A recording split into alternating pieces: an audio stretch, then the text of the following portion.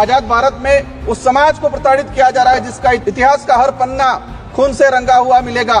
आदिवासी समुदाय में विशेषकर हर तीसरी महिला कुपोषण का शिकार है और हर दूसरी महिला एनीमिया का शिकार है। देश में मात्र 18% आदिवासी गर्भवती महिलाओं को ही संस्थागत प्रसव का लाभ मिल पा रहा है। सर राजस्थान के अंदर झाड़ोल कोटड़ा के अंदर जहां से एक मंत्री जी आते हैं, वहां पर 14 वर्ष से अधिक बच्चों को स्कूल और पेन पेंसिल किताब क्या है वो नहीं पता है। 8% मात्र 8% आदिवासी युवा उच्च शिक्षा की पढ़ाई पूर्ण कर पा रहा है। देश के अंदर देखा गया है वर्तमान में कि 85% आदिवासी परिवार की पहली पीढ़ी पढ़ रही है और 20% आदिवासी ऐसा है जिनकी पहली पीढ़ी भी आज पढ़ाई नहीं कर पा रहा है। बगैर की मजदूरी 200 रुपए मिल रही है, उसको 600 रुपए तक किया जाए और 100 दिन का जो रोजगार है वो 200 दिन तक किया जाए। जल जीवन मिशन की बात हो रही थी, लेकिन ट्राइबल इलाके के अंदर 27% टारगेट अभी तक पूरा हुआ है, वो भी सैंक्शन धरातल पे पानी नहीं पहुंचा है। मैं भारत आदिवासी पार्टी की तरफ से देश के आदिवासी, दलित, ओबीसी, मुस्लिम, अल्पसंख्यक, गरीब, मजदूर एवं इस देश में रहने वाला प्रत्येक गरीब वर्ग का व्यक्ति जो मानवता और भारत देश के संविधान में विश्वास करता है उनकी तरफ से बोलने के लिए खड़ा हुआ हूं। आज देश का पढ़ा लिखा, डिग्रीधारी, शिक्षित, बेरोजगार युवा 200-300 रुपए में दिहाड़ी मजदूरी करने के लिए मजबूर हो रहा है और जो दूसरी तरफ जो विदेश में जा रहे हैं जो रोजगार के लिए, वो दोबारा पैरों में हाथों में बेड़ियां लेकर वापस लौट रहे हैं। ये हमारा देश की स्थिति है पढ़े लिखे विशेषकर बेरोजगारों की। आदिवासी समुदाय ने जितना प्राकृतिक आपदा का कहर नहीं झेला है, उससे ज्यादा हजारों सालों से शोषण, अत्याचार, विस्थापन जैसे मानव निर्मित आपदाओं के कहर से जूझा है और उसका अगर उस आदिवासी समुदाय को आधुनिकता की लाइन में लाके खड़ा करना है तो विशेषकर एक आर्थिक पैकेज देने की आवश्यकता है और साथ ही संविधान के अंदर जो प्रावधान है 5वीं अनुसूची और 6वीं अनुसूची का और विशेषकर पैसा एक्ट को उसको धरातल पे लागू करने की सख्त जरूरत है। सभापति महोदय, देश के अंदर देखा गया है विस्थापन की जो समस्या, भारत देश में विकास के नाम से सबसे ज्यादा अगर कोई विस्थापित हुआ है तो आदिवासी समुदाय विस्थापित हुआ है। एक survey report Indian social institute की एक रिपोर्ट के अनुसार बताया गया है कि वर्ष 2010 से 2025 तक 15 सालों में 15 लाख आदिवासियों को विकास के नाम से विस्थापित किया गया है। वर्ल्ड बैंक की रिपोर्ट में बताया गया है कि विस्थापन आदिवासी समुदाय में से 50% आदिवासी परिवार पुनः विस्थापित नहीं हो पाते हैं। साथ ही भारत देश में एक सर्वे रिपोर्ट में आया है कि जो आदिवासी समुदाय है अपने जीवन काल के दौरान कम से कम 50% आदिवासी एक उम्र के अंदर 2 बार विस्थापित होते हैं। आजाद भारत में उस समाज को प्रताड़ित किया जा रहा है जिसका इतिहास का हर पन्ना खून से रंगा हुआ मिलेगा। क्योंकि आदिवासी जल जंगल जमीन की लड़ाई के लिए, देश की रक्षा के लिए मुगलों से, राजा रजवाड़ों से और अंग्रेजों से लड़ता आया, कभी झुका नहीं, लेकिन आज उनकी हालत बेहद बेहतर है। पिछले 10 सालों में भाजपा सरकार द्वारा धर्म की आड़ में कलम कागज के हथियारों से आदिवासियों के अधिकार, जल जंगल जमीन को हड़प कर आदिवासियों की मानसिक, आर्थिक, बौद्धिक हत्या करने का काम किया गया है।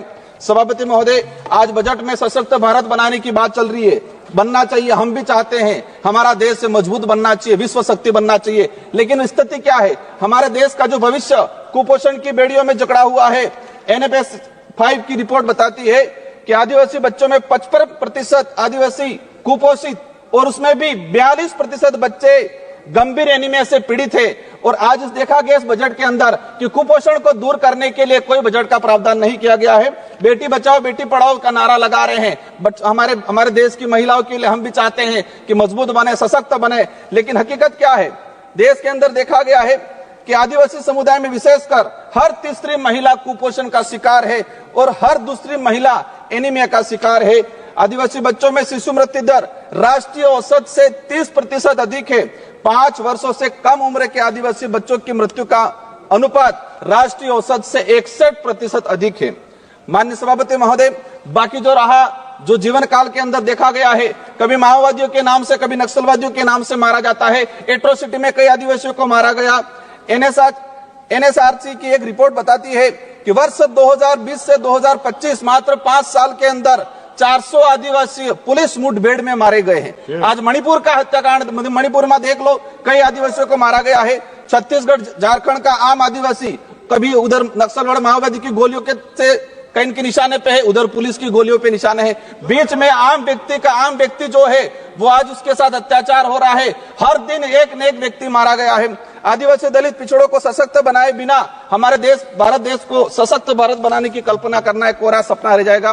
स्वास्थ्य सुविधा की देखा जाए, आदिवासी क्षेत्र में पीएससी सीएसपी की सीएजी की एक रिपोर्ट आई है कि आदिवासी बाहुल्य क्षेत्र में जितनी जो पीएससी सीएससी है वहां पर 60% डॉक्टरों के पद रिक्त हैं।